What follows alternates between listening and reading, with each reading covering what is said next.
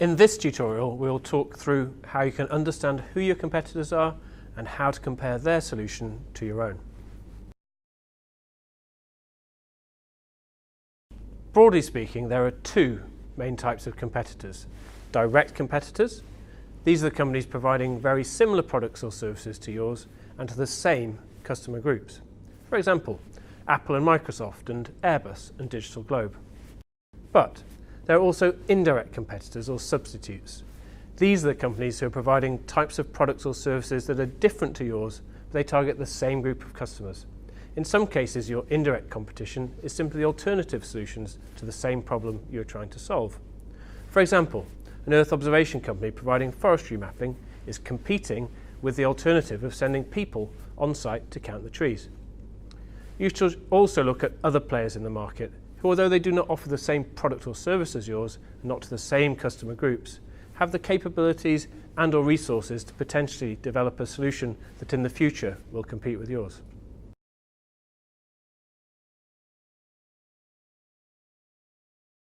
In order to find your competitors, Google is the first point of call. You can simply type in a description of your solution or the problem you're trying to solve and see which results you get. You may want to set Google alerts for keywords so that you can be notified if any new competitor emerges. You can do something similar on Twitter, for example by regularly searching for the most relevant hashtags linked to your technology, sector or issue. Quora is another good source for information where users can ask questions on a wide range of topics. And Crunchbase, which is a good company database, which includes information about founders, investment raised and so forth.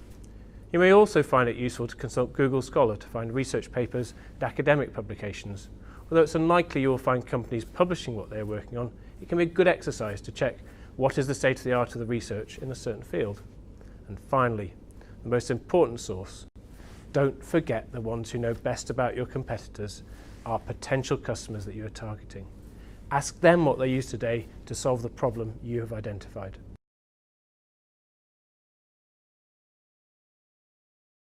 There are different ways you can compare your solutions to your competitors.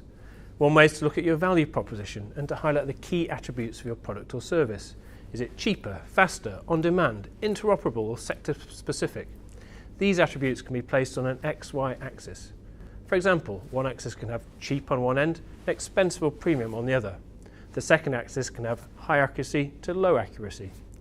Using this example, there can be a competitive environment where there are some services which are free of charge that provide less accurate results to the customers and more expensive products that provide higher accuracy.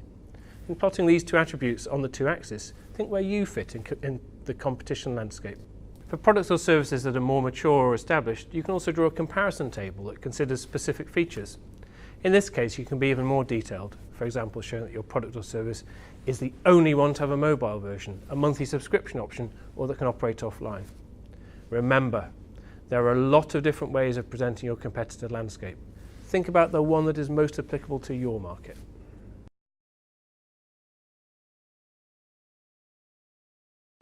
The most important things to remember to identify your competition are: don't say you don't have competition. You always have, even if your competition is indirect or a less effective alternative to your solution. Competition is good. It tells something about the attractiveness of the market you're targeting, and it validates the demand for your product or service. Understand clearly which are the key attributes of your product or service and which are the ones of your competitors, and show why you're better, faster, or unique.